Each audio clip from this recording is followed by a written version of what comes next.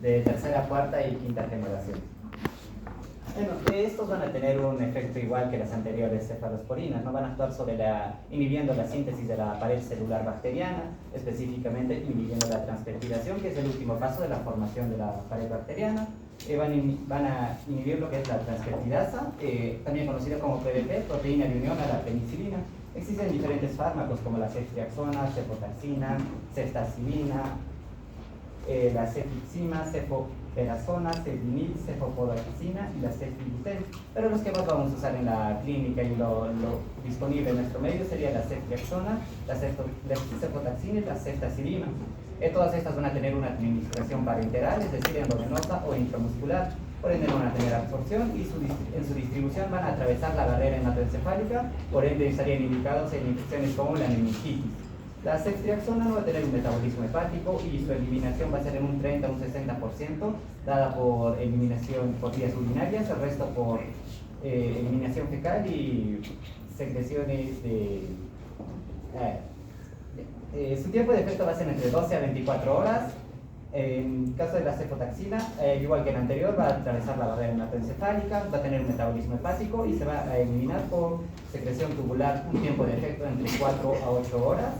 La ceftazidina no va a tener un metabolismo hepático, va a tener una eliminación por filtración glomerular y un tiempo de efecto entre 8 a 12 horas. De acuerdo a sus indicaciones, van a estar en relación con el espectro de acción, ¿no?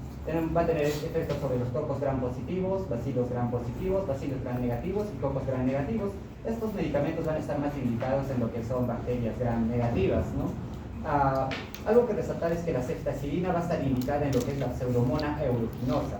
Dentro de sus indicaciones tendremos que estar indicado en la meningitis, infecciones graves, gonorrea, osteomielitis, sepsis, infecciones de piel y tejidos blandos, infecciones de tracto urinario y infecciones gastrointestinales. Y por último, la ceftazidina va a estar casi indicada en pacientes quemados.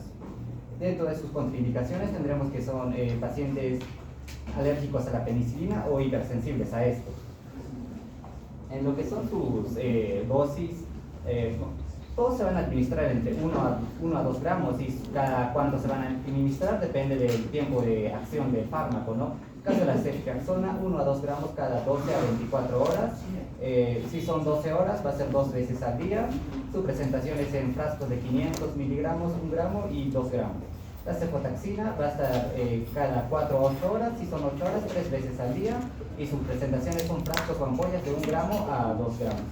La ceftazidina, cada 8 a 12 horas, son 12 horas, 2 veces al día, y su presentación va a ser 500 miligramos, 1 gramo y 2 gramos. Los efectos adversos, estos van a causar colitis pseudomembranosa, trombocitopenia, leucopenia. En caso de que se administre vía muscular, van a causar dolor en el sitio de inyección, ¿no?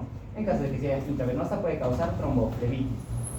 Acá tenemos un esquema de las dosis en algunas patologías específicas, como por ejemplo en pacientes con infecciones graves en adultos, una sola dosis de 1 gramo, no, 1 gramo cada 24 horas es suficiente para infecciones graves, ¿no? En caso de que sea meningitis, 2 gramos cada 12 horas es la indicación. En caso de endocarditis, 2 gramos cada 24 horas.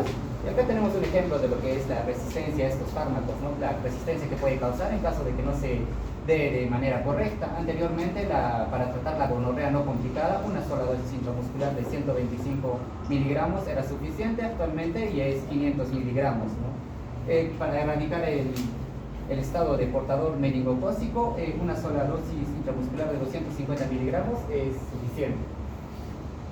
Ahora vamos con los cefalosporinas de cuarta y quinta generación.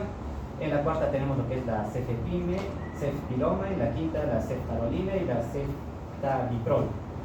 Todos estos van a tener una administración parenteral endovenosa, no van a tener metabolismo, van a atravesar la barrera hematoencefálica y su metabolismo va a ser nulo, ¿no? muy pobre. Su eliminación va a ser por filtración glomerular, su tiempo de efecto de ambos va a ser cada 12 horas. Ahora, con respecto a la cefepime, fue un fármaco desarrollado específicamente para contrarrestar la Pseudomonas aeruginosa. En caso de que la ceftazidima no tenga efecto en esta, podemos pasar este fármaco, ¿no? También va a estar indicado para Staphylococcus aureus sensibles a la meticilina, hemófilos, Neisseria, enterobacterias. Dentro de estas indicaciones tendremos que es infecciones nosocomiales de tracto respiratorio bajo, infecciones del tracto urinario, meningitis, infecciones de la piel y tejidos blandos. También la neutropenia febril, pacientes críticos y pacientes quemados. En el caso de la ceftarolina, este es el único fármaco que tiene efectos sobre la Staphylococcus aureus resistentes a la meticilina. También van a actuar sobre Gram negativos y enterococos. Está indicado en neumonía adquirida en la comunidad, bacteremia, endocarditis y osteomielitis. Al igual que las anteriores, sus contraindicaciones van a ser pacientes hipersensibles a la penicilina o que sean alérgicos a esto, ¿no? Dentro de sus dosis tendremos que la cefepime se va a indicar entre 500 miligramos a 2 gramos cada 12 horas, 2 veces al día. Tenemos en sus presentaciones 500 miligramos, 1 gramo y 2 gramos. La ceftarolina, su indicación va a ser 600 gramos cada 12 horas, es decir, 2 veces al día, y tiene una presentación de 500 miligramos, de 400 y 600 miligramos. Una frase motivacional: el mérito de un médico no está en el título, sino en el alma que nunca se rinde ante el dolor ajeno. Gracias.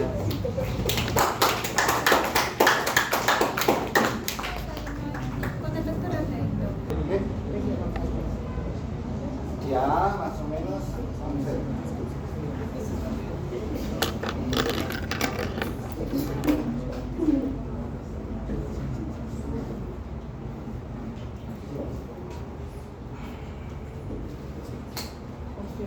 Tienen que aprender sí o sí este tema. Antibióticos, es lo que más les va a molestar, porque junto con AINES y corticoides son las cosas que más van a usar en su vida, quieran o no quieran, directa o indirectamente. ¿Listo? Actualmente todos los pacientes vienen por infección, la gran mayoría.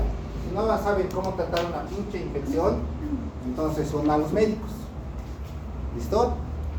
Y como hemos visto en la primera clase, si no damos lo que es debido en el tiempo que es debido o al órgano que es debido, solo vamos a causar resistencias. ¿Lo ven? ¿Cómo se clasifican las penicilinas? Por naturales, resistencia a la penicilinasa. Bueno, según el libro lo clasifica así, ¿no? Por amplio espectro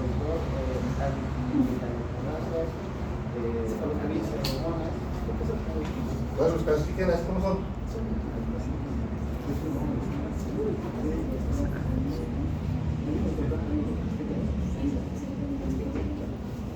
Ustedes tienen que saber eso, ¿no?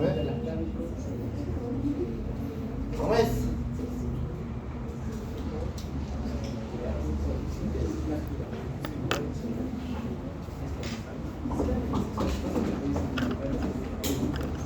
¿Cómo se clasifican? A ver, yo recuerdo que se clasificaban en penicilinas naturales, que eran la bilis. Muy bien. ¿Cuáles son las naturales?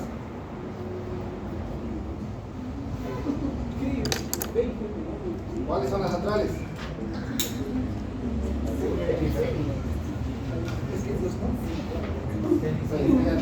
Naturales. ¿Cómo es? ¿Cuáles son? ¿Cuáles son las penicilinas naturales y en qué se diferencia cada una? Vamos, grupo, vamos. Ese es su tema. ¿Qué es lo que me interesa a mí que sepan, digamos?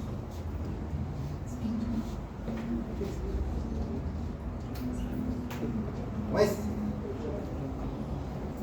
¿Cómo se clasifican las penicilinas naturales y en qué se diferencian cada una? ¿O cuáles son las penicilinas naturales y cómo se diferencian cada una?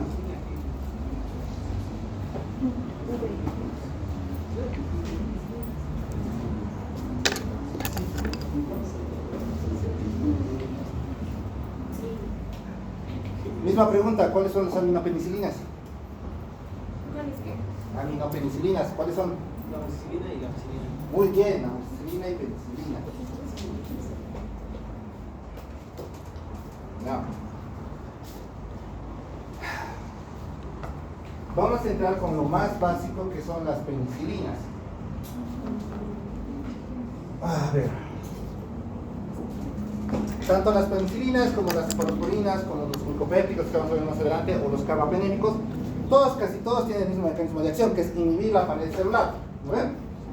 ¿Listo? Y tanto las cefalosporinas como las penicilinas tienen la facilidad de inhibir, ¿qué? Las PBPs. ¿No ven? ¿Qué son las PBPs? Son transportadoras, proteínas transportadoras de penicilina. Proteínas transportadoras de penicilinas. Cualquiera de las dos van a inhibir ese lugar. Pero entonces, ¿qué lo diferenciaría entre las cefalosporinas de las penicilinas? Podría ser unos subtipos de PPP, ya que en la penicilina resistente a la penicilasa, los PPs principales que se van a afectar es la PB1, la PB2, la PB3. Dentro de estos de acá se van a encargar de inhibir, bueno, van a ser las proteínas encargadas, bueno, se van a encargar principalmente en transportar lo que sería la penicilina de cada fármaco. Y también, en las cefalosporinas van a ser distintas. Uno es por beta-lactámicos, o sea, podría decir.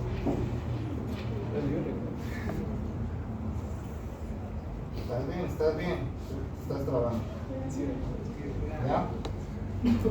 Para entender un poco de esta situación y por qué, digamos, hay medicamentos que son indicados para ciertas infecciones y ciertas no, tenemos que encontrar y recordar lo que nos han explicado el primer día sus compañeros, que es la pared celular. ¿Cuál es la diferencia entre una gram positiva y la gram negativa? Pues es su capa de peptidoglicano. La gram positiva tiene una capa de peptidoglicano más gruesa de lo normal. ¿Listo? En cambio, la gram negativa tiene una membrana celular, capa de peptidoglicano y otra capa de membrana celular. Esta característica la hace un poco más difícil de poder ser eliminada. ¿Ya? Ahora, ¿por qué nuestro objetivo es destruir la pared celular? ¿Por qué? ¿Qué? Principalmente para la replicación, inhibir la replicación. Una parte es inhibir la replicación y la otra, ¿cuál es? Por la presión osmótica. Exactamente. La presión osmótica de las bacterias es mucho mayor que la del ser humano. Por tal motivo, por eso tienen doble pared o incluso triple pared para poder detener esa presión osmótica. ¿Listo? Si yo empiezo a destruir la pared, la presión osmótica de la bacteria empieza a aumentar tanto que va a explotar. Por eso son bactericidas. Todo lo que destruya la pared celular va a ser bactericida, porque va a matar a la célula. ¿Listo? ¿Ya? Entonces, viendo esta diferenciación, ¿dónde vamos a encontrar más PBPs? En la capa de peptidoglicano. ¿Listo? Por eso son un poco más fáciles, entre comillas, matar las gram positivas que las gram negativas. ¿Por qué? Porque para llegar a la gram negativa tengo que pasar primero esta membrana, recién llegaría a esta que si quiero voy a poder destruir y tendría que luego destruir la tercera capa. ¿Listo? Entonces, entrando un poco a esa diferenciación un poco microbiológica que han explicado sus compañeros, que aquí mismo está escrito, 50 paredes de peptidoglicano y aquí solo de 5%, y cuentan con dos membranas y esta solo una, esas diferencias, sin contar de que cada una de estas capas va a tener también proteínas específicas para que puedan tanto sus mecanismos de acción de los antibióticos como también sus mecanismos de resistencia. ¿Listo? Mencionen 3 mecanismos de resistencia hacia las penicilinas o a las cefalosporinas. Bueno, la beta-lactamasa, ese sería uno. La pseudomonas y antipseudomonas. Mecanismos de acción, o sea, 3 mecanismos de resistencia. Está bien, ya, uno es la inhibición de beta-lactamasas. Sí, la beta-lactamasa. ¿Qué más?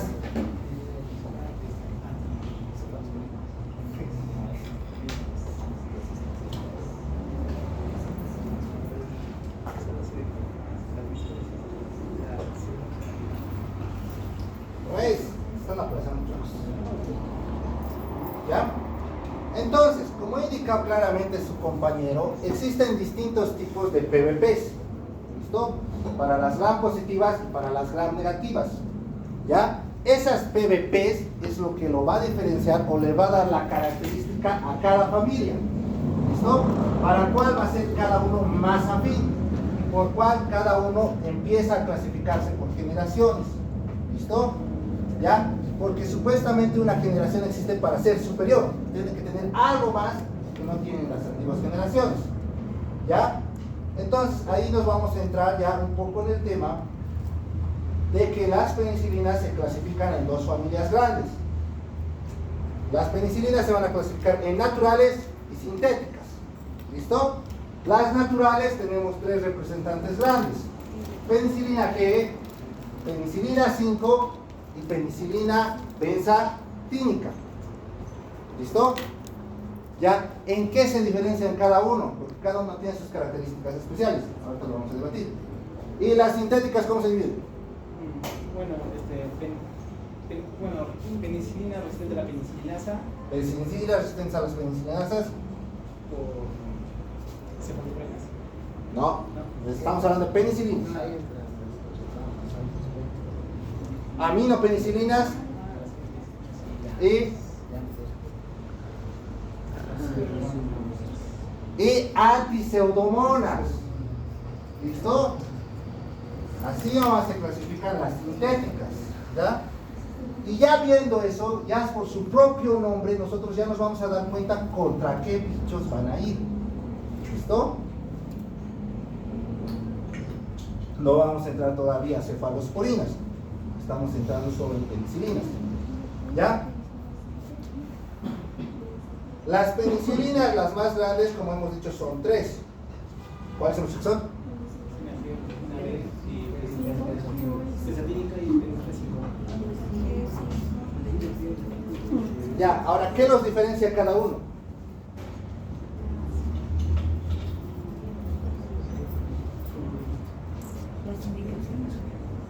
Puede ser que sí.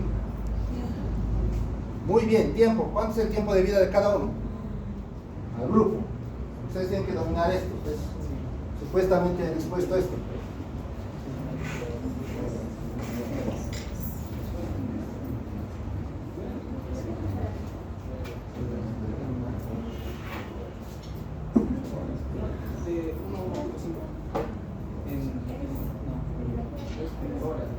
De 1.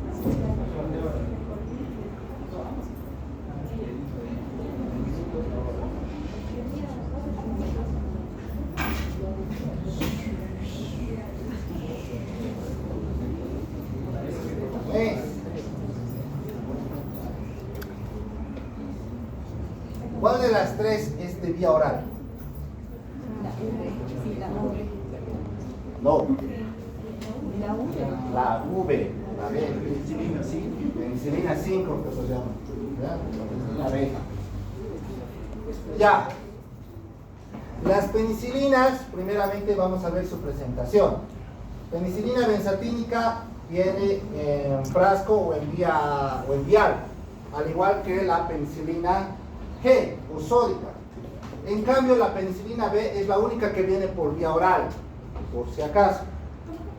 ¿Listo? La penicilina, ¿cuál es la diferencia entre cada uno? Por ejemplo, la penicilina B, la penicilina B, ¿por qué no hay vía oral? Porque no aguanta la acidez gástrica, a diferencia de la penicilina G. ¿Listo? La penicilina G es la única en vía oral porque es la única que puede resistir el pH gástrico. Y cuando llega, recién se empieza a ir a los distintos órganos. Tiempo de vida de 4 a 6 horas. ¿Listo? Por tal motivo, ese es su tiempo en el que se tiene que administrar. Ya, como hemos visto, es muy útil contra ciertas bacterias gram positivas y una que otra gram negativa. ¿Listo? Más que todo E. coli. ¿Listo? A diferencia de la penicilina G y de la penicilina benzatínica, que ambas dos, se puede administrar intramuscular. ¿Y cuál es la única que se administra intravenosa?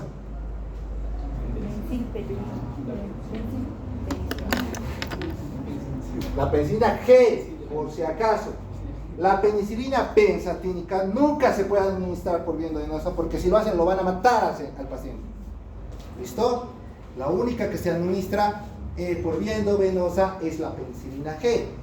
Esa característica de que lo hace intravenoso es por lo que se prefiere para infecciones sistémicas. ¿Listo? En los pueblitos no cuentan algunos lugares con ceftriaxona, más que todos los áreas de primer nivel cuentan con penicilinas. Y esta sí se distribuye muy bien por vía endovenosa, tiene muy buena absorción e incluso puede llegar al sistema nervioso central. ¿Listo? ¿Cuánto es su tiempo de vida? 4 a 6 horas. Por tal motivo se tiene que administrar cada 6 horas. ¿Y cuál es la característica de la penicilina benzatínica?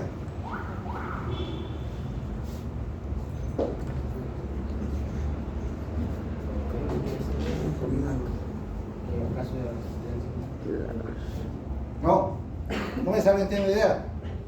¿Nadie? ¿Nadie lee penicilinas? Malditos, era su tema, antibióticos. Todos tenían que leer algo. ¿Cómo es? ¿Qué característica tiene la penicilina benzatínica? Es por vía intravenosa. No, benzatínica intramuscular nomás, jamás intravenosa. Vuelvo a repetir. Si lo van a querer matar al paciente, le van a meter intravenosa.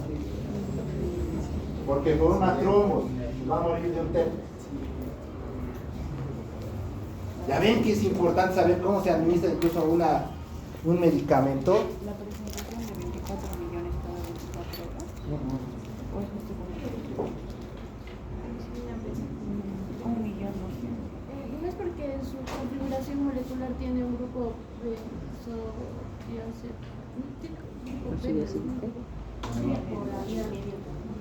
Porque la penicilina benzatínica tiene la propiedad de ser de reserva y te dura 1 a 2 semanas. ¿Listo? Por eso te indican una única dosis en ciertas infecciones, porque se reserva en el tejido muscular. ¿Listo? Por eso es intramuscular.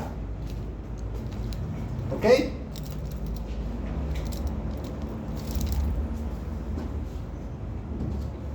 ¿Cómo es? ¿Qué hemos dicho de la benzatínica? ¿Por qué?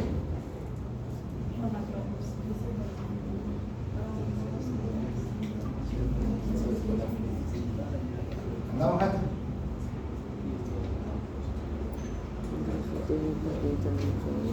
¿Listo? Entonces, desde esas características, ya cada uno puede ir viendo en qué momento voy a usar qué medicamento y en qué infecciones. ¿Listo? No es solo decir que sea por eso. ¿Quiénes se han hecho pinchar alguna vez penicilina por un resfriado? La verdad, hacen la mano. Creo que sí. Muy bien, ¿saben qué les han pinchado? Les han pinchado penicilina benzatínica, por si acaso. ¿Por qué? Porque tiene la característica de ser de reserva y se puede aplicar solo una vez. Hay otras farmacias que juntan las tres, penicilina G, penicilina benzatínica y una nueva penicilina inventada que es la procáinica. ¿Han escuchado alguna vez de penicilina procáinica? ¿Nunca? Pues la van a usar, porque les encanta usar en todos los hospitales. ¿Listo? Viene de COFA, viene de lo que es la FAR, viene también de lo que es VAGO. Todos tienen esa combinación. Pero, ¿qué hace la penicilina procáinica? Exactamente. La procáinica tiene la característica de que está asociada con lidocaína. Es en realidad penicilina 5 con lidocaína. ¿Por qué está con lidocaína? Porque la penicilina duele. ¿Listo? Los que se han hecho pinchar penicilina deben saber que duele. Y por eso la asocian con lidocaína. La penicilina procáinica es penicilina 5 más lidocaína. Pero esa asociación con lidocaína le da una particularidad. Y es que prolonga su tiempo de semivida de 5 a 6 horas a aproximadamente 12 a 24. ¿Listo? Pequeños gajes del oficio, digamos. ¿Ya? Entonces, como se pueden ir dando cuenta, como pueden irse dando cuenta, según esa situación, ustedes ya se van imaginando en qué pacientes puedo usar ciertas cosas y para qué. Ahorita vamos a ver sus indicaciones que ellos indican. ¿Listo? Las penicilinas, vuelvo a repetir, son muy buenas contra gram positivos y uno que otro gram negativo. ¿Ya? Por eso, digamos, aquí tienen penicilina G. Se absorbe bien, distribuye el riñón,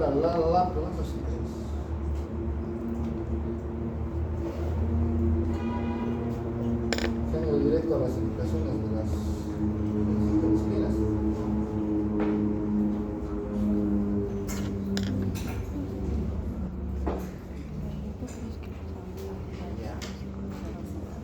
Bueno, por tal motivo, si son positivas, si son muy buenas contra gram positivas, más que todo, estamos hablando de cocos, bacilos y a esas situaciones, entonces está indicado para estafilococo, estreptococo, todos los tipos de estreptococo pneumoniae, estreptococo faringitis estreptocócica, ¿me entienden? Y ciertas espiroquetas, ¿listo? Bueno, no ciertas espiroquetas, que es infección por sífilis, ¿no? Ya. Pregunta del $1.000.000 para el grupo.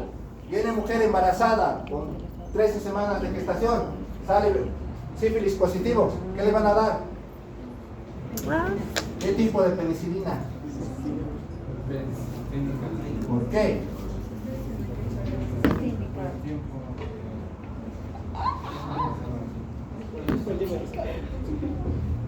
Siguiente pregunta, para el mismo grupo. Viene paciente de 50 años, no, viene paciente con 35 años, con neuropatía por sífilis. ¿Qué le van a pinchar?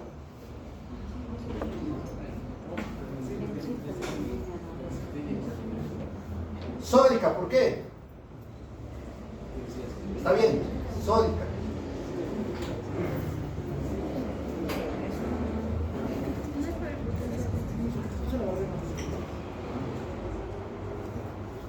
Aquí hay que ver dos diferencias grandes, porque el tratamiento de la sífilis va a variar según la estadía. Si son estadías primeras, no hay un daño todavía a órgano, hay infección. ¿Listo? En esas está indicada la inyección con penicilina benzatínica porque es del reservorio, porque va a estar el medicamento 1 a 2 semanas, que es el tiempo en el que va a poder eliminar todas las espiroquetas. Sin embargo, cuando ya tenemos una fase avanzada de la sífilis, una fase tardía, ahí no te va a funcionar la penicilina benzatínica. ¿Por qué? Porque necesitamos que vaya rápidamente al órgano afectado. ¿Listo? ¿Y quién se distribuye más rápido con una distribución mayor? Es la penicilina G. Sin contar que la penicilina G sí puede pasar barrera hematoencefálica y puede llegar a nervios periféricos más rápido, algo que no hace la penicilina benzatínica. ¿Listo? Entonces, se pueden ir dando cuenta, todos aquí, que va a variar el tratamiento según al medicamento que vayamos a usar. No todo es lo mismo, vuelvo a repetir y siempre se los repito. ¿Ya? Por tal motivo, el medicamento a elección siempre tiene que ir en relación a la farmacocinética del medicamento. Ahora la pregunta es, ¿cuánto le vas a pinchar? ¿1 millón o 2 millones? A la mujer embarazada. 1 millón. 2 millones. ¿Por qué? Pero no sería más.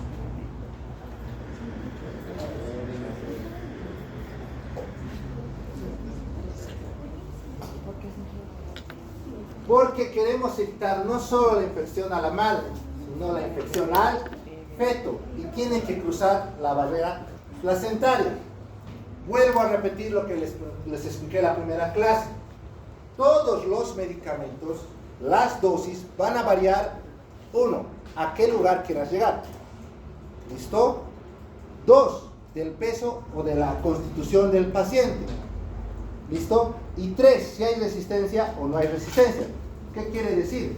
Si tengo un paciente que, por ejemplo, está haciendo resistencia a cierto medicamento, tengo que tal vez duplicar o aumentar la dosis.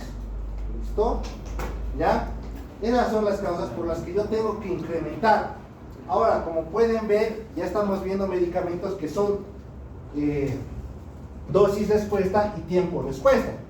Claro ejemplo es la penicilina benzatínica, esa es dosis respuesta. Y tenemos la penicilina G, que es tiempo respuesta, que hay que administrar sí o sí cada 6 horas, porque si no se nos va a bajar y en vano no vamos a llegar a nuestra concentración inhibitoria mínima de lo que queremos. ¿Me dejo entender? ¿No ven? Y eso es lo más con la parte de penicilinas. ¿Qué es la reacción de Harris-Scheisner?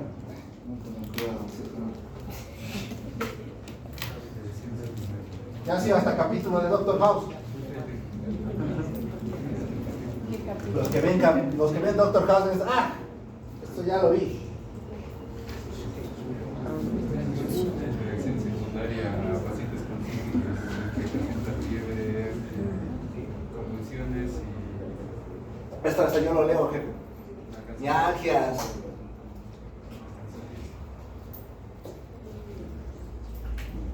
Por si acaso, solo pasa con pacientes con sífilis.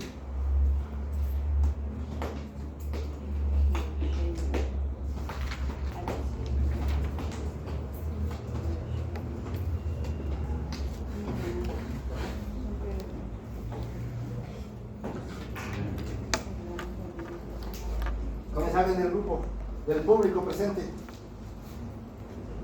¿Nadie? ¿Nadie ve Doctor House? Putas, ¿qué cosa ven? El residente. Grey's Anatomy. Grey's Anatomy.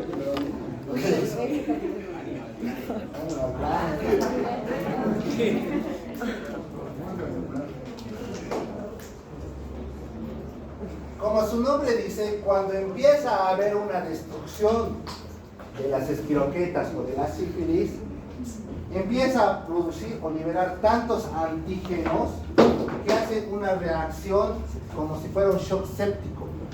¿Listo?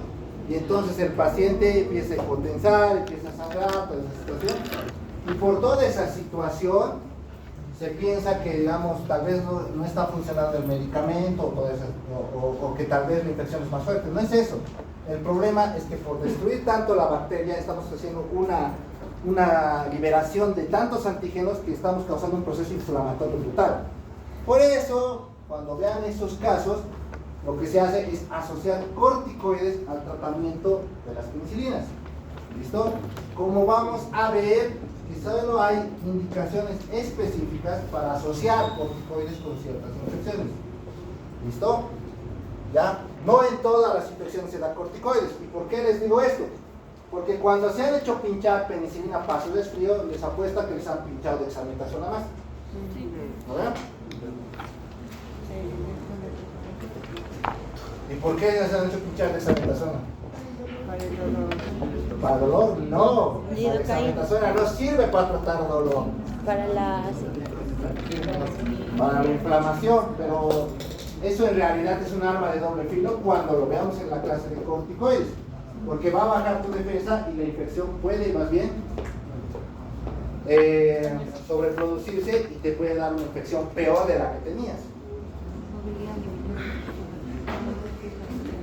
Pero nosotros somos tan listos que estamos acostumbrados tanto a las soluciones fáciles que nos olvidamos esas reglas básicas de la farmacología.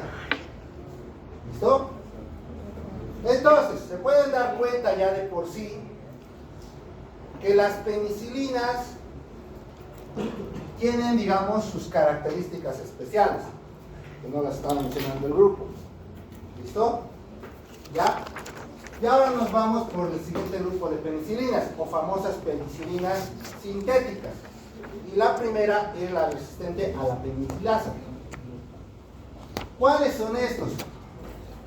Entre estos vamos a tener tres representantes, la oxaciclina, la dicloxacilina. ¿Ven? ¿Qué características tienen estas? Que su misión principal es únicamente ir contra gram positivos, en especial estafilococo aureus, que no tengan resistencia. ¿Listo? Un estafilococo aureus sin resistencia, estas son las primeras opciones. ¿Ya? Pero ¿qué es lo que lo hace interesante? Más que todo a la oxaciclina. La oxaciclina, como dice ahí, viene vía envial. Puede administrarse intravenosa o intramuscular. Se distribuye muy bien por piel, pero por el órgano más que se distribuye mejor, que por eso lo usan los traumatos, son estos dos, hueso y pulmón. ¿Ya? ¿A quiénes les dan infecciones por estafilococo aureus en pulmón? Tú. ¿Quiénes? ¿A quiénes les da infecciones por estafilococo aureus en pulmón?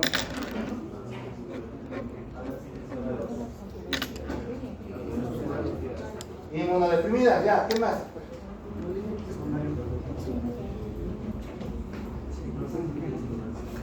Todos inmunodeprimidos, ¿cierto? pacientes diabéticos, ¿ya? Pero se la distribuye bien en piel, hueso y pulmón, pero si quieres ir a otro órgano, no te va a servir, ¿listo? Porque no llega a esos órganos bien. Si quieren ir al sistema nervioso, no les va a llegar, por más que toda la metan de todas las veces que quieran, ¿listo? Esa característica de que puede llegar a hueso, porque hay muy pocos antibióticos que llegan a hueso, por si acaso, ¿listo? Es que lo hacen de utilidad más que todo contra cuadros de osteomielitis, ¿listo? ¿Ya? Contra casa de está una indicación de osteomielitis, ¿ya? Las penicilinas, como también estas, están asociados a endocarditis infecciosas. Más que todo, cuando hay pacientes que empiezan a presentar fiebre tras inicio de trasplante valvular, trasplante de marcapasos o uso de estos, en esos pacientes vamos a tener esos cuadros. ¿Ya? Entonces, aquí podemos ver que la dosis igual varía, ¿ya? 1 a 2 gramos. Todo depende de lo que queramos llegar. Si queremos llegar a hueso, por si acaso, tenemos que usar 2 gramos. Si quiero llegar solo a piel, usamos 1 gramo. ¿Listo? Entonces ahí volvemos a recordar que la distribución va a variar según a dónde quiera llegar. ¿Listo? Cada 4 a 6 horas. ¿Ya? Y en los niños siempre va a ser kilogramo peso. Antibióticos en niños, todo es kilogramo peso, por si acaso. ¿Listo? Todo. ¿Ya? En las guaguas no hay 5 ml, como en la farmacia, no, dale 5 ml. No, ustedes son doctores. Y en su clase de pediatría van a aprender a manejar y estar con calculadora. Porque todo es kilogramo peso. ¿Ya? La cloxacilina, lo mismo. ¿Listo? La diferencia. Y luego tenemos a su hermana la dicloxacilina. La dicloxacilina es la única que viene en vía oral, por si acaso. ¿Listo? ¿Ya? Y la dicloxacilina es preferente más que todo cuando hay lesiones por rasguños, porque digamos te cortaste tu mano y se te empiezan a hacer rojito. La preferente es usar dicloxacilina. ¿Ya? ¿Cuánto es? Igual, como les digo, varía según lo que queramos ver. Por vía oral es de 500 miligramos. Por vía endovenosa va de 1 a 2 gramos. ¿Listo? Y vuelvo a repetir. Todo esto que nosotros vamos a empezar a ver en el diario vivir, tenemos que ver qué es nuestro paciente. Si se va a internar, pues obviamente voy a tomar una opción endovenosa. Si tal vez quiero mandarlo a casa, tengo que ver qué tan grave es la infección. Si no es muy grave, puedo mandarlo con uno de estos vía oral. Ahora, si es muy grave, tal vez tengo que usar unos de depósito o endovenoso por cierto tiempo. ¿Listo? Entonces, todas esas cosas tenemos que empezar a reflexionar. ¿Ya? Esas son las resistentes a las penicilasas. ¿Listo? Y la nafcilina, que no he visto yo en Bolivia. ¿Hay en Bolivia? No sé. En el libro lo menciona. En el libro lo menciona porque esto es mayormente una de las más seguras y que se usa mucho en Gringolandia, por si acaso. En Gringolandia, por ejemplo, no hay cloxacilina. Solo aquí en países tercer mundo nomás. ¿Por qué? Por sus efectos adversos, más que todo alérgicos. Pero vuelvo a repetir, ustedes no van a vivir aquí por siempre, espero que no. Vamos a ir a estar cambios. Doctor. ¿Ya? Ahora, no son consideradas tercera, cuarta o quinta generación. Sin embargo, las aminopenicilinas, aquí tenemos a la representante más grande, que es la amoxicilina con ampicilina. ¿Quién de ustedes no? Todos conocen la amoxicilina. ¿Listo? Todos han debido tomar en algún momento. ¿Ya? Entonces deben saber que a esta hay en 2 presentaciones, en vial, porque ya existe la amoxicilina en vial y en pastillas, ¿ya? Y según a lo que queramos atacar, nuestros dosis van a ver desde 500 hasta 1 gramo de 8 a cada 12 horas. Todo es según a lo que queramos matar, ¿ya? El tiempo de vida, o sea, como su propio nombre dice, es de 8 a 12 horas. ¿Listo? ¿Ya? Y la ampicilina es la única, o sea, hay en vía oral, pero también existe en el endovenoso. Los dos existen en el endovenoso. ¿Cuál es la característica de estas nuevas aminopenicilinas? ¿Para qué nos hago amoxicilina ustedes? ¿Para qué nos utilizan amoxicilina? ¿No debí tomar alguna vez? ¿Para qué le han dado amoxicilina? Sí. ¿Qué? ¿Pero qué infección? ¿Qué te ha dado? Diarrea, todo. ¿Qué te ha dado? Infecciones del tracto urinario. Dolor de estómago. ¿Por dolor de estómago te han dado amoxicilina? Uri. ¿A ti por qué te han dado amoxicilina? Por tos. Bueno, ya. ¿Sí? ¿Nunca has tomado amoxicilina? ¿Nunca? Wow, está muy poderoso. Allá, ¿por qué has tomado amoxicilina alguna vez? ¿Nunca has tomado? ¿Nunca te han recetado? ¿Nunca te han dado ni el de la farmacia? No, generalmente por enfermedades del tracto urinario bajo. Sí y no. ¿Ya? Las indicaciones son contra gram porque este tiene efecto de acción sobre gram positivos, gram negativos y uno que otro anaerobio. ¿Listo?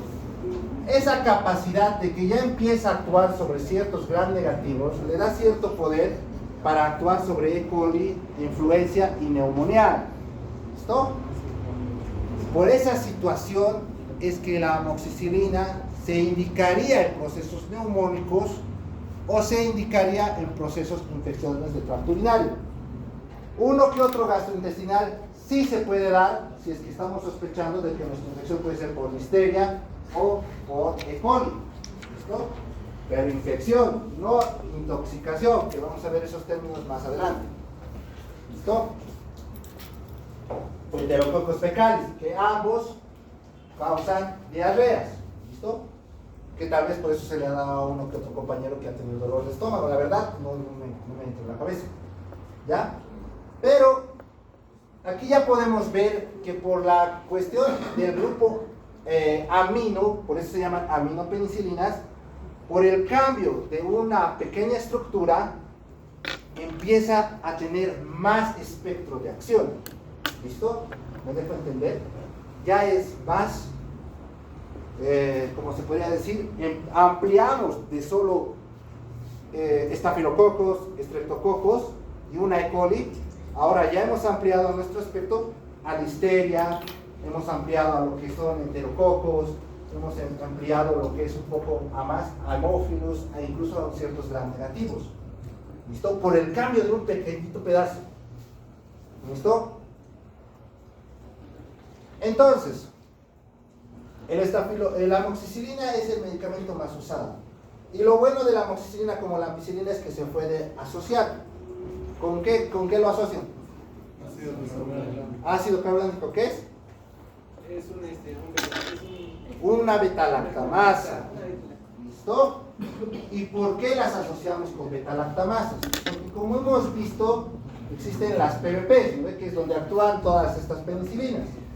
Sin embargo, la bacteria se ha vuelto tan lista que crea una resistencia a esas PBPs, a todas las penicilinas. O sea, crea como una especie de capuchón para que no pueda entrar la penicilina. Porque la penicilina es grande. ¿Listo? Y por eso utilizamos los inhibidores de betalactamasas, como el ácido clavulánico, ¿ya? Para evitar que se tenga ese capuchón y mi antibiótico entre directamente a la bacteria, saltándonos la resistencia. Entonces, para evitar la resistencia, hemos empezado a usar lo que son los inhibidores de betalactamasas. Que tenemos en aquí, como vamos a ver con también la asociación en el siguiente medicamento. Y eso amplía todavía más su espectro de acción, por si acaso. Lo amplía más a más microorganismos. ¿Ya?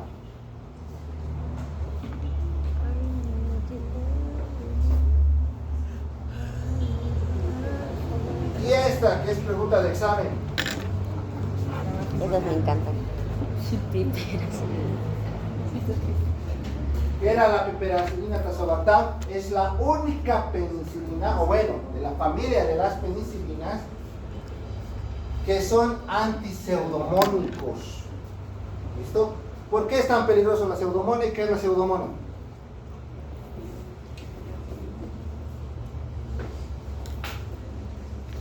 ¿Qué es la pseudomona? Porque vamos a hablar de aquí en adelante sobre medicamentos que matan o no matan pseudomona.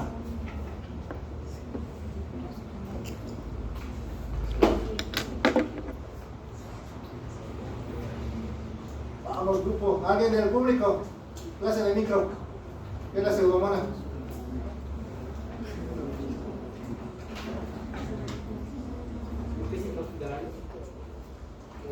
Agua.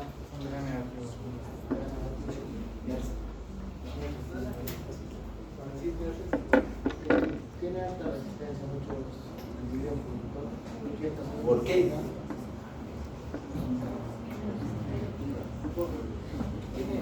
No es por los cambios, no es por los transportadores PPs.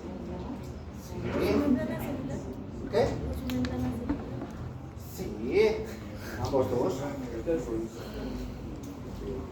Ya, la pseudomona aeruginosa es un gram negativo flagelado que se caracteriza por que puede inhibir las PBPs. ¿Listo? Es una de las bacterias que se ha adaptado tanto a estos medicamentos que ya de por sí casi todas tienen una inhibición directa a los PBPs, que tiene ese cambio molecular directamente en su membrana celular. ¿Listo? ¿Qué quiere decir? No solo en las PBPs, sino también a las cefalosporinas tiene una inhibición nata junto con bombas de cotransporte de antibióticos. Quiere decir, meto el antibiótico y ¡fa! Lo saca. ¿Listo? ¿Ya? Entonces las pseudomonas ya de por sí ya han evolucionado tanto que no se le puede matar de modos clásicos y se han hecho ultra resistentes a la medicación. Por tal motivo, la piperacilina es uno de los pocos antibióticos, es una de las familias de antibióticos que es antipseudomónico. ¿Listo? ¿Tiene función contra el gram positivo? Sí. ¿Tiene función contra el gram negativo? Sí. Una que otro anaerobio, sí.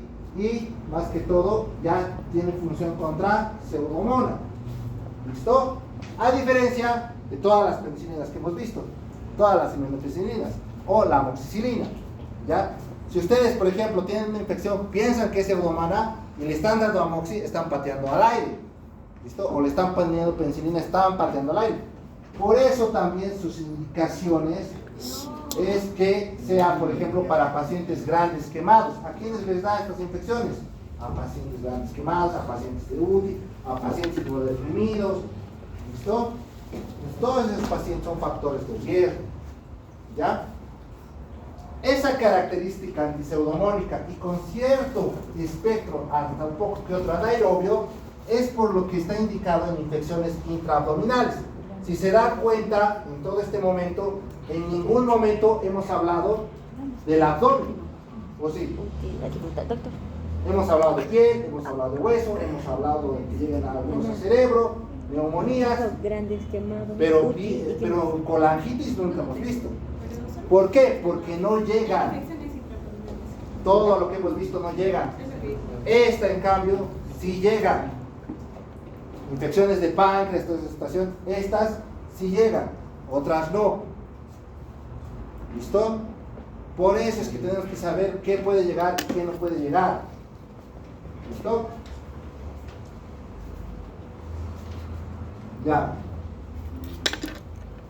Entonces, ya haciendo un breve repaso de todas las penicilinas, o un poco de penicilinas, porque hay mucho más en nuestros libros, y las indicaciones también, ¿ya? Podemos darnos cuenta que, a pesar de que es un mundo pequeño, sigue siendo uno de los más utilizados, y es uno de los que más, o sea, por el mal uso desde las penicilinas, es por los que tenemos resistencias, por si acaso, ¿ya? Ahora vámonos con las cefalosporinas. ¿Ya? Igual va a actuar en inhibir la pared celular, igual va a actuar en inhibir lo que son las PBPs. Pero, ¿qué característica más tiene de diferenciación de la cefalosporina de la penicilina? En su estructura, porque va a tener un anillo dihidroticina y dos radicales. Aunque no crean, por el cambio de un segmento pueden ampliar el espectro de acción de los medicamentos. Son iguales en casi todo, pero por el cambio de una pequeña estructura ese cambio de la estructura hace que la bacteria ya no la reconozca y pueda tener amplio espectro, mejor su espectro. ¿Listo? Entonces, las cefalosporinas tenemos 5 generaciones. Eso es muy fácil. Mira, aquí es mecanismo de resistencia. Malditos. No he mencionado solo esta. Esta es la bomba de flujo, lo que entra sale. Disminución de la permeabilidad quiere decir que la bacteria crea, digamos, para que pueda pasar tu antibiótico, por si acaso, necesita un tamaño menor, si no me equivoco, es a 60 daltons. Cuando es más grande, las penicilinas son, por ejemplo, de ese tamaño, no pueden pasar. ¿Listo? Entonces, por eso, digamos, algunas bacterias estrechan sus canales para que no pueda pasar el medicamento. ¿Ya? Son mecanismos que la propia bacteria desarrolla. ¿Listo? Bombas de flujo y activación enzimática de los beta-lactamases que hemos visto. Entonces, por esta situación de estos mecanismos de resistencia, es que por el cambio del anillo triacídico es por lo que se ha empezado a usar las cefalosporinas. Pero aquí hay una característica bien importante, ¿ya? Las de primera generación son mayormente efectivas contra gram positivas. Segunda generación son efectivas contra gram negativas. Tercera generación son contra gram positivas y gram negativas. Y cuarta y quinta generación se caracterizan porque son antiseudomónicos y contra MERSA. ¿Qué hemos dicho que era la MERSA? A la meticilina. Y ahí vamos a ver ciertas cosas. Hay como 3 grados de resistencia de los Staphylococcus aureus. Resistencia a las penicilinasas, resistencia a las ¿qué se llama? MERSA, ¿MERSA qué, chavita? A la meticilina. Y resistentes a la meticilina. O sea, quiere decir que todo Staphylococcus aureus es bien fácil de matar, por si acaso. Cuando ya se hace resistencia a la penicilinasa, usamos lo que son las oxaciclinas, dicloxacilina, etc. Cuando se hace resistente a eso, ya tenemos que buscar medicamentos versa. En ese entonces entramos con las que son las cefalosporinas de quinta generación. Y como vamos a ver más adelante, los glicopéptidos. Y si a pesar de eso sigue siendo resistente, la verdad hay muy poco que podamos hacer. El paciente se va a morir. La verdad no es.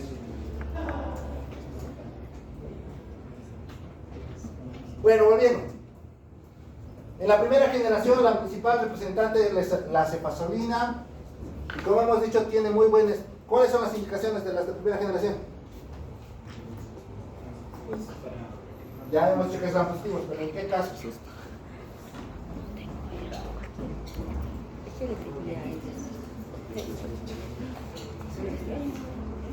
No, perdón, de respiratorio.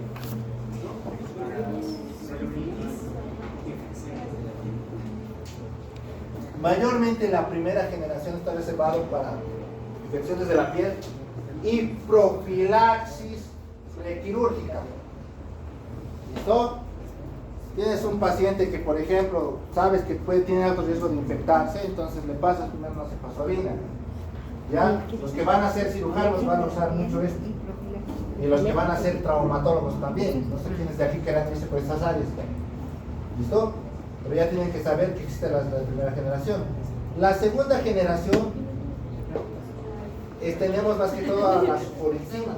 No se usa mucho a lo que yo he visto los de segunda generación, pero sí tienen muy buen aspecto contra gram negativos, más que todo de coli, lo que son enterococos, ¿listo? O infecciones de plexo entérico, ¿ya? Sin embargo, no las usan mucho. ¿Por qué? Porque aparecieron las de tercera generación. Y aquí tenemos 3 representantes grandes: ceftriaxona, ceftazidima y cefotaxima. ¿Listo? que son las más usadas en el medio hospitalario. ¿Por qué? Porque su espectro de acción tanto va como para gram positivos como para gram negativos. ¿Ya? Entonces, Doctor, ceftriaxona. cefotaxima y ceftazidima.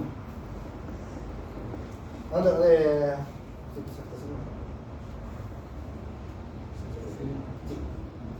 Cuarta generación y quinta generación se caracterizan por ser antiseudomónicos, por si acaso. Y el principal representante tenemos a cefepime y la ceftazidima. ¿Puede repetirlo, por favor? No, está aquí, pero... Cefepime. Ceftazidima. Cefepime. Ceftazidima.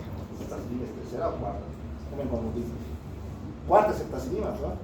Sí, Ceftazidima es cuarta. Está en tercera generación. Sí, por eso tu padre está mal. Cuarta también dice. Sí, la cuarta igual es Ceftazidima. no pensamos.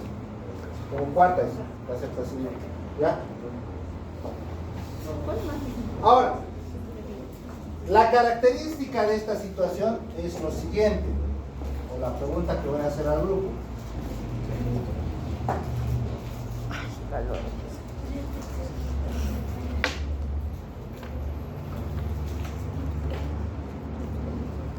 ¿Cuál es la diferencia entre la tercera y la cuarta generación? O sea, ¿cómo es que la ceftazidima puede llegar a tener a pseudomonas a diferencia de la tercera generación?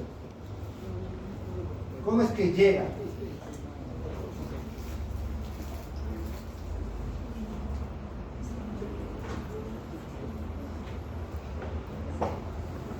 ¿Cómo puede convertirse? Sí. O sea, ¿por qué tiene ese mejor espectro? ¿Qué tiene de especial la cuarta generación?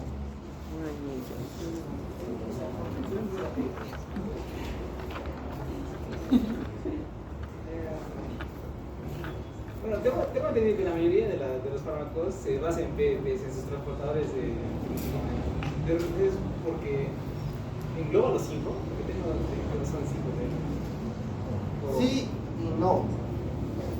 Aquí es lo que quiero mencionarles, de que no todo se va a relacionar con PBPs y por qué ciertas cosas van a modificar.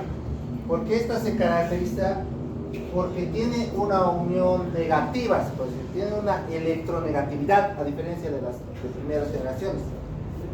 Tiene la característica de que esa carga negativa hace que lo atraiga y pueda ser ingresado más rápido dentro de la célula bacteriana. A lo que me voy es que incluso un pequeño cambio de solo las cargas del antibiótico puede hacer un cambio trascendental en el espectro de acción del fármaco. ¿Listo? ¿Ya? Y eso es algo que, no sé, un loco tal vez les va, que esté en infecto, les va a preguntar esas cosas.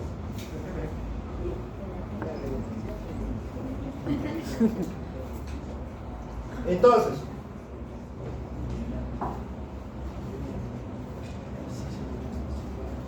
como hemos visto, aquí mayormente primera generación, ya hemos indicado que son todos los positivos, cocos, bacilos, etcétera, etcétera.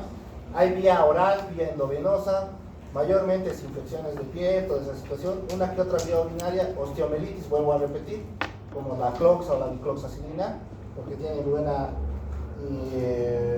penetración hacia sus lados. Segunda generación no es muy usada, es contra gram positivos, pero aquí ya tiene poder contra gram negativos. ¿Listo? Por eso puede usarse contra E. coli y toda esa situación, influenza. La tercera generación, que es la más usada, positivos y gram negativos, esta igual a dosis altas puede penetrar muy bien sobre el tejido celular subcutáneo, barrera hematoencefálica, está indicada para meningitis, por si acaso, a doble dosis, por si acaso. ¿Ya? Por eso todo depende a dónde quieran llegar, como les vuelvo a repetir. ¿Ya? Y cuarta y quinta característica puede ser con meticilino resistente, puede actuar, y también es contra pseudomonas. ¿Ya? ¿Qué es la neutropenia febril? ¿Qué? Neutropenia febril. Aquí me estoy. Bueno, es la divina.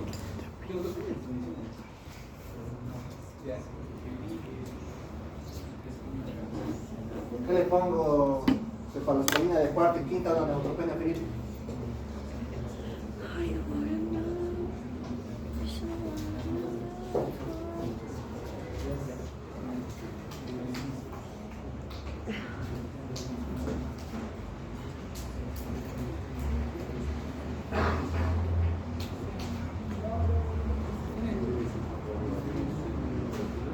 Pues, Neutropenia febril no se refiere a que fue ocasionada por la disminución de neutrófilos en fiebre. ya, muy bien. ¿Menor a cuánto?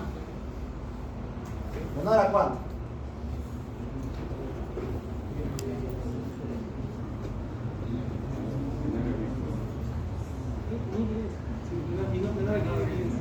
Bien.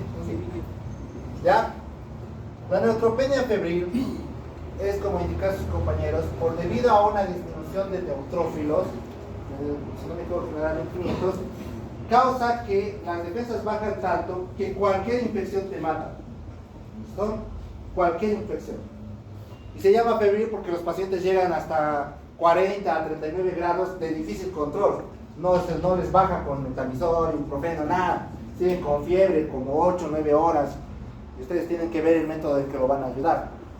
Pero como vuelvo a repetir, como están tan bajas las defensas, cualquier cosa que le toque lo va a matar. Y por eso es que usamos estos antibióticos para profilaxis. ¿Por qué? Porque tienen espectro positivo, negativo, MRSA y también anti-pseudomonas. ¿Listo? Por eso por eso tienen sus criterios, como les digo, sus indicaciones, casi todos los antibióticos. No es dar por quedar.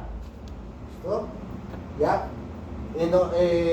¿Qué otro medicamento que hemos visto hasta ahora podemos utilizar igual en neutropenia febril? Que igual tenga las mismas características que estas.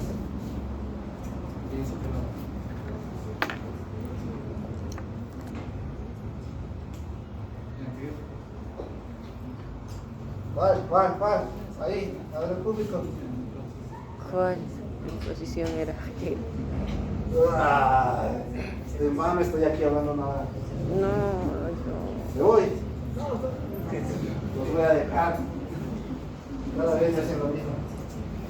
Piperacilina, tazobactam, porque es el único que va contra pseudomonas, da positivos, da negativos, y uno que otro anaerobio. Lo mismo que esto. Dios. ¿Ya? Entonces, cuando nosotros queramos hablar de medicamentos de amplio espectro, estamos hablando de medicamentos que actúan sobre ambos tipos de negativos, sobre lo que es anaerobios y sobre pseudomonas. ¿Listo?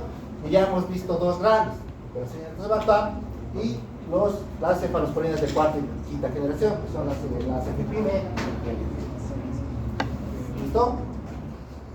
¿Cuáles son los efectos adversos más principales de las cefalosporinas como de las penicilinas? Colitis pseudomembranosa, trombocitopenia y ¿Cuál de cuál? en caso de que sea intramuscular el dolor y en caso de que sea intravenoso, tromboflebitis.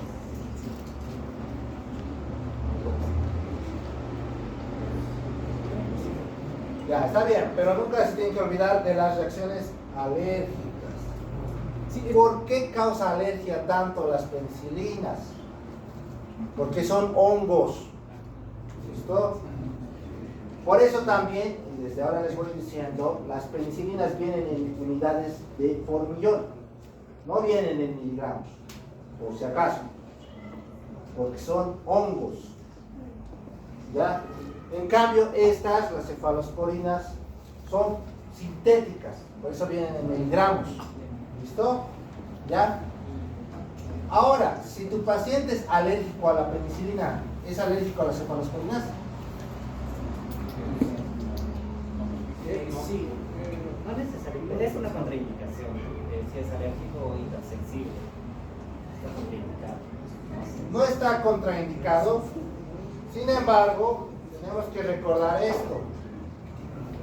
Tienen la misma estructura. ¿Listo? Por tal motivo, una persona que sea alérgica a la penicilina tiene un 10% de propensión a ser alérgica a las cefalosporinas, por si acaso, ¿ya? Y van a encontrarse pacientes que son alérgicos a todo. Por eso es que vamos a estudiar estos capítulos de antibióticos. ¿Listo? Porque vamos a ver opciones. ¿Listo? Como han visto, ahorita por ejemplo, tengo una infección, una Haemophilus influenza. Puedo irme tranquilamente con penicilina G. Puedo irme con mi amoxicilina. Puedo irme con mi cefalosporina de segunda o mi cefalosporina de tercera generación. Cualquiera de esos me va a cubrir. ¿Cuál va a ser mi criterio de elección? Entonces, tengo que ver el entorno del paciente. ¿Listo? Pero como ya pueden ver, no solo es una opción, tengo un chingo de opciones. Y no me he ido con las ultrarresistentes, que son las pipetazos, con los pipimes. ¿Y por qué me voy a eso? Porque la gente, para un resfrío, está inyectando ceftriaxona. Y eso van a ver. Y esas cosas son las que les van a querer autosuicidarse, o querer matar al docente de farmaco de ese que dice eso. Ya. ¿Dudas, preguntas por grupo? Grupo 3, pregunte. Grupo 3. ¿Está el 3? ¿Está el 3? Grupo 3. ¿Hay 3? Ya, dale una pregunta.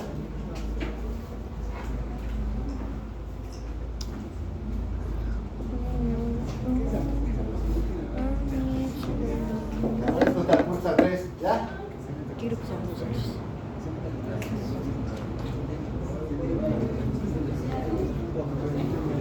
Uno, dos, ya, ¿qué? Pregunte.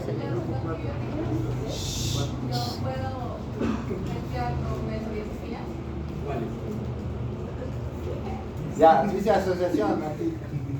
¿Cuál? ¿Penicilina o cefalosporina? Penicilina se puede mezclar con... ¿Qué dijiste?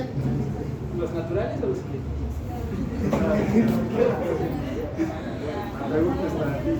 Pero si no me lo sé completar. Las dos.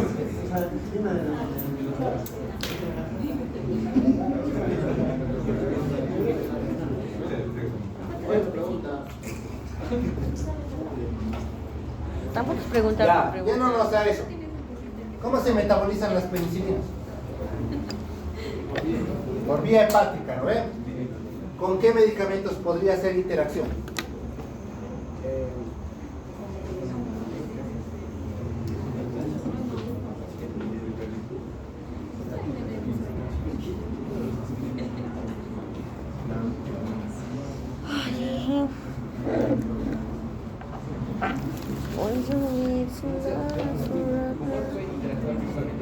Claro, o sea, no interactuar, prefiero interacción, o sea, digamos, ¿qué medicamentos aumentan o disminuyen su metabolismo?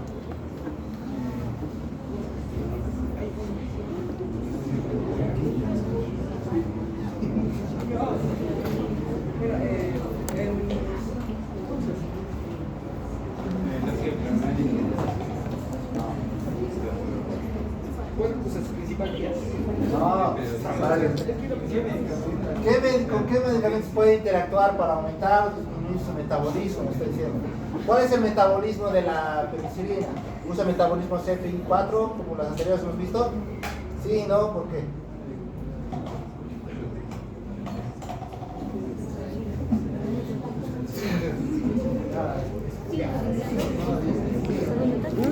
Ya. Sí, dicen que no. Sí. Mayormente medicamentos como por ejemplo el fluconazol, Mejor hago lo que que es, se para mis antiepilépticos con eso. o antituberculosos, hay que tener un poco de cuidado porque hacen interacción y a veces los antibióticos no funcionan al 100%, ¿listo?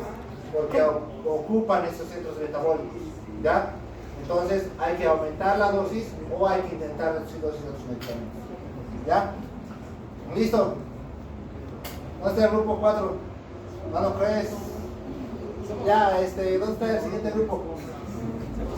Los que quieran ir a los servicios, vayan. 5 minutos. Solo 5. Justamente la más usada, ¿ya? Ahora vamos a ver la segunda mitad de los antibióticos que actúan a nivel de la pared, con cambios en los mecanismos de acción leves y al mismo tiempo cambios también en las indicaciones de los mismos. Aquí los medicamentos ya amplían el espectro un poco más y vamos a ver ciertas características, porque últimamente son los que más empiezan a usar, más que todos los carbapenémicos, por la resistencia que hay a las bacterias. ¿Ya? Ya, empieza. Doctor, compañeros, tengan ustedes muy buenas tardes. El día de hoy vamos a continuar, como el doctor menciona, sobre los inhibidores de la pared. Los integrantes de mi grupo, y como introducción, debemos saber que los inhibidores de la pared celular son antibióticos bactericidas que van a actuar a nivel de lo que es la síntesis del péptido glicano. Esto es muy importante, ya que es esencial para la supervivencia bacteriana, además de que va a servir para la estructura de la bacteria, asimismo para evitar la lisis osmótica. Dentro de esto vamos a relacionar tres grupos principales. Primero los monobactámicos, seguido de los carbapenémicos y por último la vancomicina. Dentro de los monobactámicos, su propio nombre lo indica, mono porque va a poseer en su estructura química un solo anillo monocíclico. Bac porque va a actuar a nivel de la bacteria, y támico porque este pertenece al grupo de los beta-lactámicos. Como una breve historia, debemos saber que este grupo se ha originado en 1978 a partir de una cepa de la bacteria del Chromobacterium violacea. Seguido de esto, en los años 80 aproximadamente, se dio origen al Astronam, que esto es principalmente para el tratamiento de infecciones por bacterias gram negativas, y por lo cual otra de sus características principales es que tiene una menor reacción alérgica.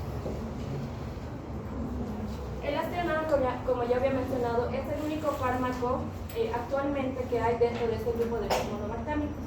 Para entender esto debemos explicar el mecanismo de acciones. Como habíamos mencionado, como sabemos, las bacterias gram negativas van a tener dos paredes de membrana, una externa, la otra interna.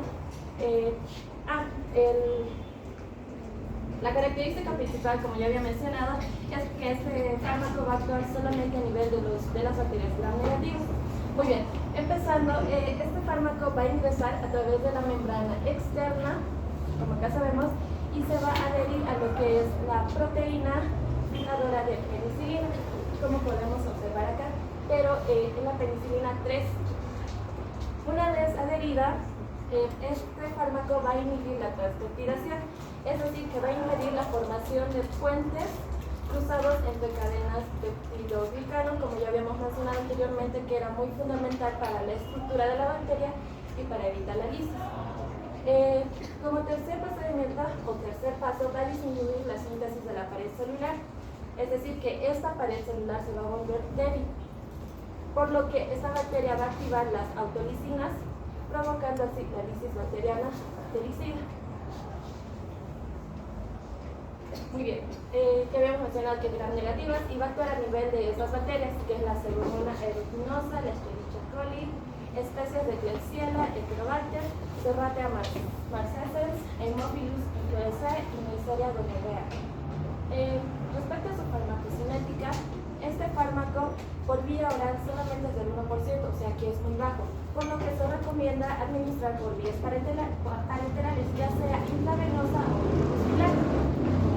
En cuanto a su distribución, es amplia en tejidos y su unión a proteínas se caracteriza del 40 al 60%. Su metabolismo va a ser hepático, su excreción vía renal y su vida media es de 1.5 a 2 horas. Indicaciones: este fármaco está indicado para infecciones del tracto urinario, ya sean altas o bajas, prostatitis aguda, uretritis gonocócicas, infecciones broncopulmonares, septicemias, infecciones de la piel y tejidos blandos e infecciones intraabdominales. Está contraindicado en pacientes en estado de gestación, lactantes, y también está contraindicado en pacientes que presentan hipersensibilidad. Por eso es muy importante que se hagan unas pruebas de sensibilidad antes de realizar la administración. En cuanto a su dosis, tenemos en adultos y pediátricos. En adultos, esto se va a dosificar según la patología. Respecto a las infecciones sistémicas, se va a dividir en dos: moderadamente graves y altamente mortales. De la primera es de 1 a 2 gramos, ya sea intravenosa o intramuscular, cada 8 a 12 horas. De la segunda, potencialmente normal, es de 2 gramos vía intravenosa intramuscular cada 6 a 8 horas. En ambos no debemos exceder de los 8 gramos al día.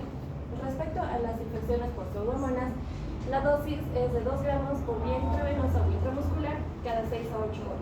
Y las infecciones del tracto urinario de 0.5 a 1 gramo intravenosa intramuscular cada 8 a 12 horas. De estos, de igual manera, no se debe exceder de los 8 gramos al día. En cuanto a la patología de fibrosis quística, esto se va a administrar 75 miligramos mediante nebulizador cada 8 horas durante 28 días, con al menos 4 horas de diferencia. Y esto no debe repetirse hasta dentro de 28 días después de su finalización. Bueno, pasando a la dosis pediátrica, igual se va a dividir respecto a su patología. Tenemos como primero las infecciones leves o moderadas. Para esto debemos saber que no está todavía indicado en menores de 9 meses. Por eso se recomienda mayor a 9 meses hasta los 7 años. Infecciones leves o moderadas de 30 miligramos por kilogramo peso, intravenosa cada 8 horas. Infecciones moderadas a graves de 30 miligramos por kilogramo peso, intravenosa cada 6 a 8 horas. De estos, de igual manera que acá no debemos exceder de los 120 miligramos por kilogramo peso. Y en cuanto a la fibrosis quística, es de 50 miligramos por kilogramo peso, intravenosa cada 6 a 8 horas y no exceder de los 200 miligramos. Y en mayores de 7 años, en la misma patología, es de 75 miligramos por nebulizador 3 veces al día, con menos de 4 horas de diferencia. Y durante 28 días no repetirse hasta dentro de 28 días, una vez culminada el programa. Respecto a los efectos adversos, estos también se van a clasificar según el sistema que afecte. Tenemos el dermatológico caracterizado por erupciones cutáneas, prurito, eritema, petequias. Gastrointestinales, diarrea, náuseas, vómitos, cólicos abdominales, úlcera en la boca y halitosis. En cuanto a las hepatobiliares, se va a demostrar, se va a presentar un aumento de las transaminasas hepáticas y además de la fosfatasa alcalina. En cuanto a los hematológicos, la eosinofila transitoria, esto porque se va a comprobar que este fármaco es alérgico a este fármaco. Aumenta el tiempo de protrombina y tromboplastina parcial. En cuanto a las reacciones locales, esto se va a caracterizar por malestar en el sitio de inyección, ya sea intravenosa o intramuscular. Continuando con la infusión de licopéptidos, vamos a tener a la vancomicina, que es de origen de la clase de licopéptidos. Este es un antibiótico tricíclico producido por el Streptococcus orientalis. También tenemos a la teicoplanina, que es una mezcla de licopéptidos, y esta está disponible como antibiótico en América, en Europa. Este es similar a la vancomicina en su estructura química, en sus efectos adversos, su mecanismo de acción, también en su vía de eliminación, que es vía renal. En los lipoglucopéptidos de nueva generación tenemos a la telavancina, la dalbavancina, la oritevancina, que estos están siendo utilizados recientemente en la práctica clínica. En su actividad antimicrobiana, la vancomicina posee actividad contra un espectro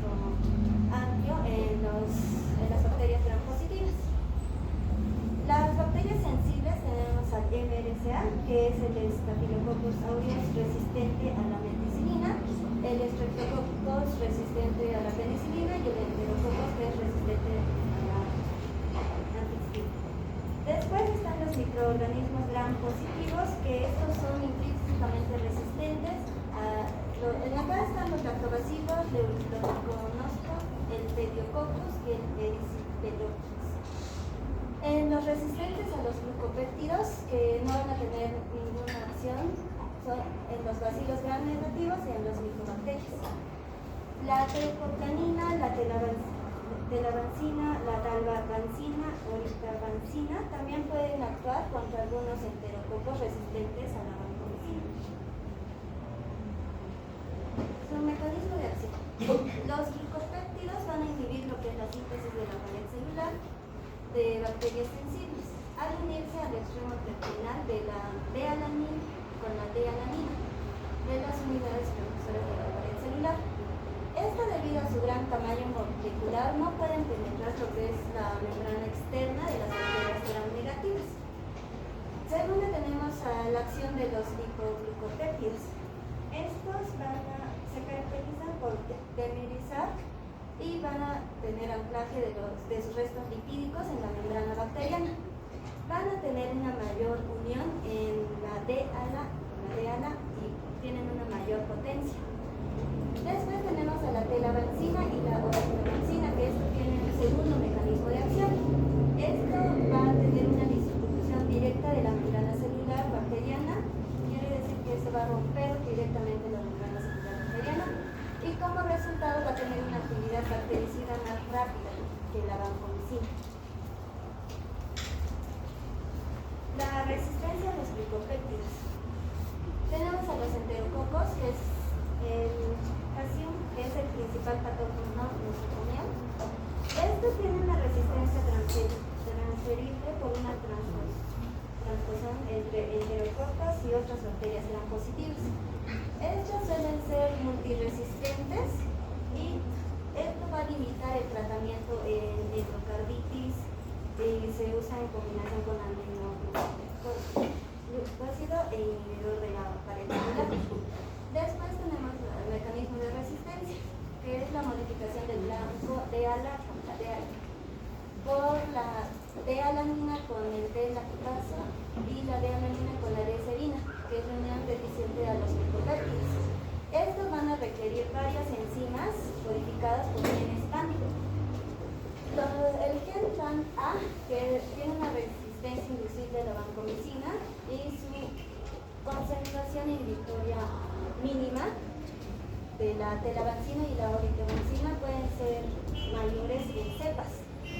El PAN-B tiene una resistencia de menor nivel y es inducible por vancomicina y no por la teicoplanin. La VAN-C es menos importante clínicamente y confiere resistencia solo a la vancomicina. La resistencia de los glucopéptidos se debe principalmente a la modificación del blanco mediada por el gen PAN, lo que va a disminuir su unión. Esto va a limitar opciones terapéuticas y está asociada a peores resultados clínicos. Continuando, ahora vamos a explicar la administración. Generalmente estas no se absorben por vía oral. Tenemos la vancomicina. En su administración tenemos la vía oral. Esto se va a dar solamente por el uso del Clostridium difficile y su administración por la vía intravenosa va a ser por inyecciones sistemáticas. No se aplica por vía intramuscular porque esta es un poco más olorosa a la hora de inyectarla. Luego tenemos la teicoplanin, que esta se puede administrar vía intravenosa y vía intramuscular. Otros como la telavancina, dalbavancina, oritovancina, estas van a tener su administración únicamente por vía intravenosa. Su administración, la vancomicina va a estar unida a proteínas en un 30%. Esto se va a distribuir en el líquido cefalorraquídeo.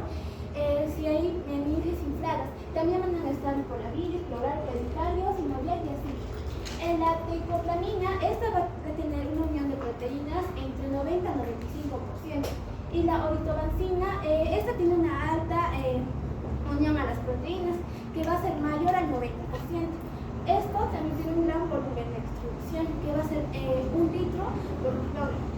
Luego tenemos la vacina. Esta tiene una unión a proteína mayor al 90%, tiene una buena penetración en el pulmón, específicamente en el líquido epitelial. También se encuentra en la piel. Luego tenemos la dalbavancina, que esa también tiene una alta unión a las proteínas, que es mayor a las 90. Esta se va a encontrar en la piel, en los huesos, y es una baja, se encuentra bajo en el líquido cefalorraquídeo. Luego tenemos la expresión, la vancomicina, tiene un 90% que se va a eliminar en el riñón. Tiene un tiempo de vida media, es mayormente de 6 horas, que sería lo normal. Este se acumula en la insuficiencia renal para ajustar la dosis y se elimina por hemodiálisis. Luego tenemos la teicoplamina. Su eliminación es igual al renal. Su tiempo de vida media es de larga, sería de 100 horas, su dosis es una vez al día. Luego la telavancina, esta va a ser de 70-80%. También su vía de expresión va a ser renal. Su tiempo de vida media es de 7 horas. Se va a ajustar en la insuficiencia renal. Luego tenemos la dalbavancina. Esta tiene el 37-50% que se va a eliminar sin cambios en la orina.